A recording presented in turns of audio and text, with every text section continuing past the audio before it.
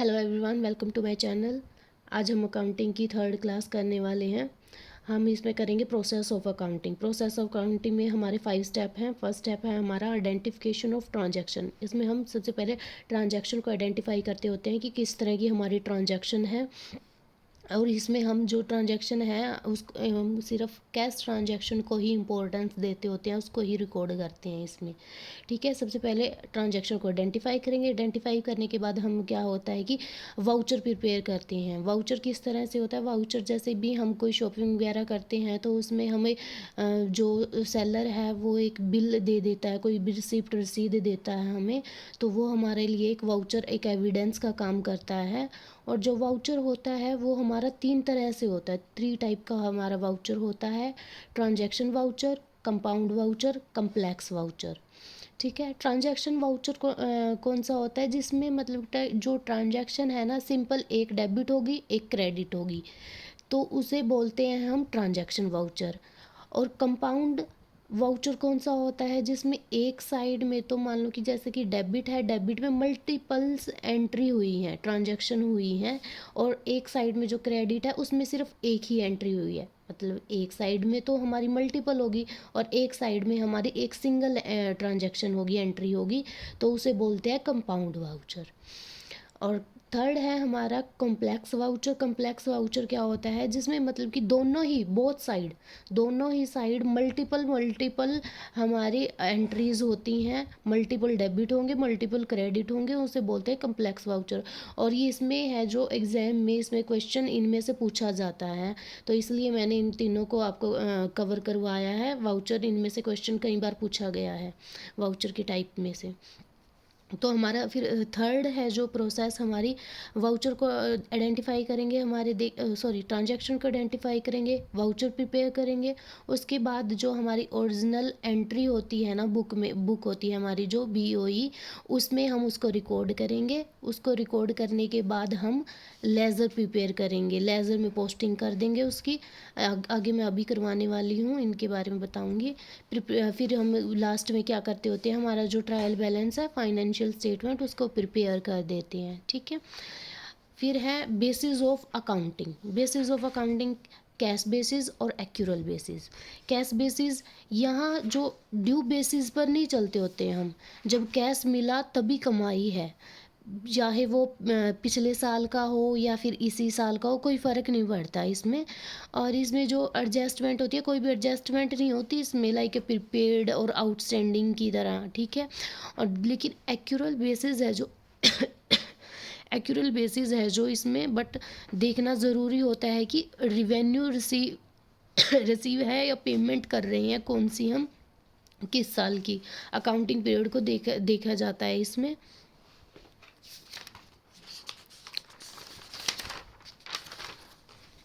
अब हम कर रहे हैं book of original entry journal.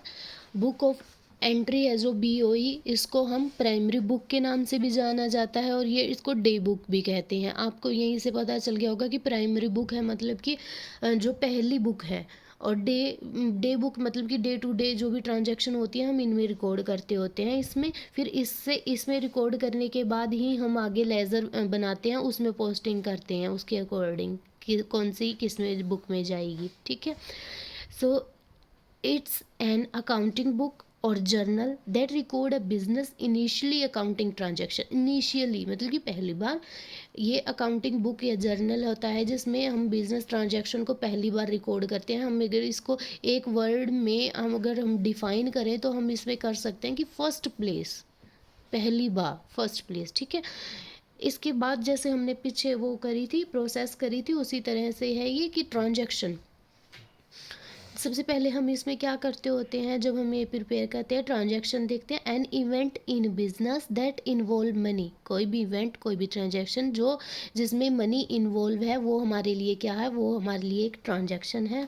उसके बाद business document for all transaction, जो ये ऑल ट्रांजैक्शन है ना, इनको हम क्या करते हैं, चाहे हमें रिसीव हुई हो चाहे इशू हुई हो, ये एक वाउचर की तरह है हमारे लिए। जैसे मैंने पीछे बताया था ना वाउचर, वही होता है बिजनेस डॉक्यूमेंट, ठीक है।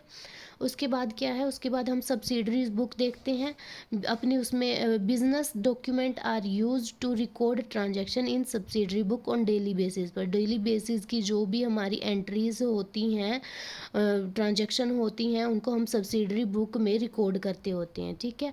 फिर सब्सिडरी बुक में रिकॉर्ड करने के बाद हम उनकी पोस्टिंग करते हैं लेजर में, ठीक है। फिर देखो यहाँ लिखा है कि subsidiary act as source of information. ये सब्सिडरी बुक है ना, इसके लिए सोर्स ऑफ इंफॉर्मेशन का काम करता है। और लास्ट में हम क्या करते हैं, हमारी फाइनेंशियल लेजर बनाने के बाद में हम हमारी फाइनेंशियल स्टेटमेंट को हम प्रिपेयर करते होते हैं, जिससे हमें पता चलता है कि फर्म को प्रॉफिट हो रहा है, लॉस हो रहा है, क्या पोजीशन है उसकी, ठीक है। तो हमारे अकाउंट में हम ये करते होते हैं। पहले ट्रांजैक्शन देखते हैं, फिर वाउचर से हम सब्सिडरी बुक में उसको ट्रांजैक्शन को रिकॉर्ड करते हैं, फिर हमारी लेजर बनाते हैं, लेजर बनाने के बाद में हमारी फाइनेंशियल स्टेटमेंट जो उसको प्रिपेयर करते हैं। सो देखिए यहाँ फिर मैंने बताया है कि सब्सिडरी बुक में कैश बुक और other subsidiary book. Cash book क्या होती है, आप सबको पता ही होगा। कैश बुक जिसमें हम सिर्फ ओनली टू ओनली जो कैश से रिलेटेड है वो उन्हीं ट्रांजैक्शन को इस बुक में रिकॉर्ड करते होते हैं। और कैश बुक कितनी तरह की होती है, सिंगल कॉलम कैश बुक होती है, डबल कॉलम होती है, ट्रिपल कॉलम और पैटी कैश बुक, ठीक है। सिंगल कॉलम जो कैश बुक है, इसमें हम क्या करते होते हैं, सिर्फ ओनली कैश का कॉलम होता है, इसमें एक ही कॉलम होता है, सिर्फ कैश का कॉलम होता है। और डबल कॉलम कैश बुक होती है जो इसमें दो होते हैं, डबल नाम से ही पता चल रहा है, डबल मैंने दो कॉलम होते हैं, एक कैश का होता है और एक बैंक का होता है, ठीक है। दो कॉलम बनेंगे, इसमें सिर्फ कैश का था सिंगल में, और डबल में दो बनेंगे, कैश का कॉलम और एक बैंक का कॉलम। और थर्ड है ट्रिपल कॉलम में इसमें ऐड हो जाता है एक डिस्काउंट, ठीक है। एक कैश कॉलम होगा, एक बैंक कॉलम होगा और एक डिस्काउंट कॉलम होगा, ठीक है। और नेक्स्ट है हमारा पेटी कैश बुक क्या होता है, इसको इम्प्रेस्ड सिस्टम भी बोला जाता है पेटी कैश को, ठीक है। इसमें क्या होता है कि एक पेटी कैशियर को अपॉइंट कर लेते हैं हम, जैसे कि और उस मतलब कि जो ये पेटी कैश बुक होता है ना, ये छोटे मोटे खर्चों के लिए होता है, जो फर्म के छोटे मोटे खर्चे होते हैं ना, उनको रिकॉर्ड करने के लिए बुक होती है। इसमें हम क्या करते हैं कि पेटी कैशियर को अपॉइंट कर लेते हैं, उसको मान लो कि हमने 15-20 हज़ार छोटे मोटे खर्चों के लिए दे दिया, उन पैसों से कि आप एक महीने का खर्चा करते रहिए, और लास्ट में उनको क्लब करके कि हम हमारी कैश बुक में शो कर देते होते हैं, ठीक है।